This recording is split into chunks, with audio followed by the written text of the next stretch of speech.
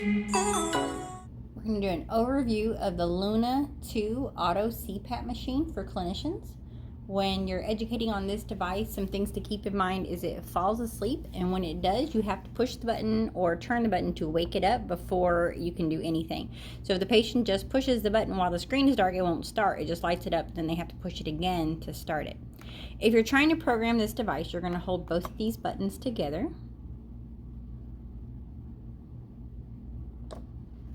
Now once in, you're going to press and turn to navigate through all the different options. So since I did not click on the cogs, it moved down to his summary data, and then there's your device settings. Once we're on the cog, if we want to adjust our settings, we're going to push the button and it's going to pop over here to our mode, and then we can click again on mode to toggle through the different modes from here. When you pick your settings, your initial minimum APAP, that's where you want your device to start from, and then your max is where you want it to end. Then you've got your ramp time and your max ramp pressure. When you're in just CPAP mode, it has your treatment pressure and then your ramp pressure down here. This looks differently on their BiPAP device. They do have auto on and auto off, but the auto off does take a full minute to power down. Reslex is the same as Flex or EPR from the other companies. It's going to help the patient exhale more comfortably.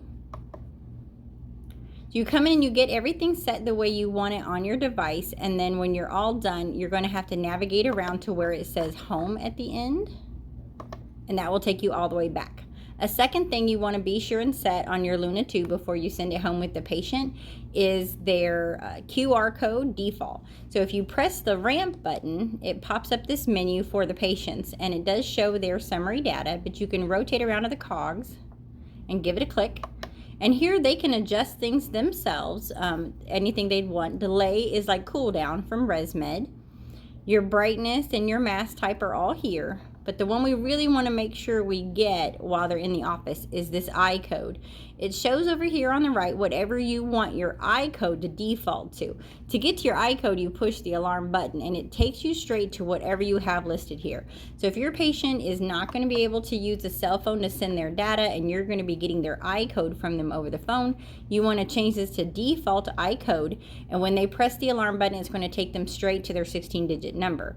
If you've got it on iCode QR, it's going to pop up the code that doesn't scan, and you're going to get a bunch of invalid responses from your patients.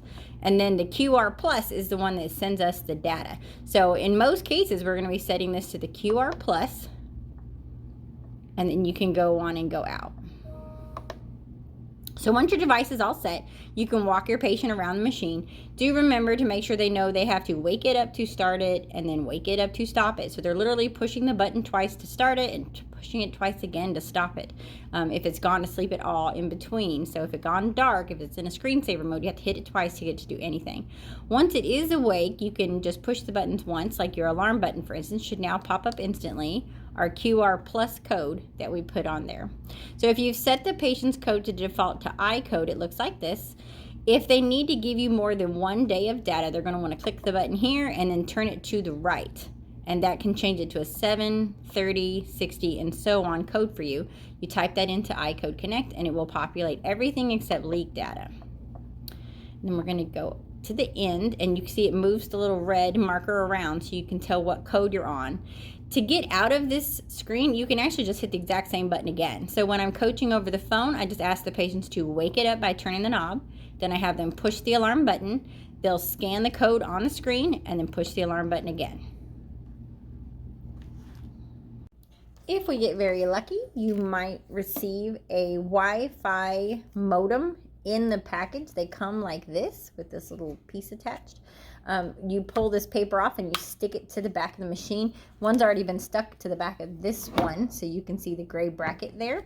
So I'm going to remove this piece and we're going to use this one. So you hook it at the bottom and then rotate it down and it snaps. And there's a spot here for the pigtail to come around and plug in. So now it's attached to the back of the device.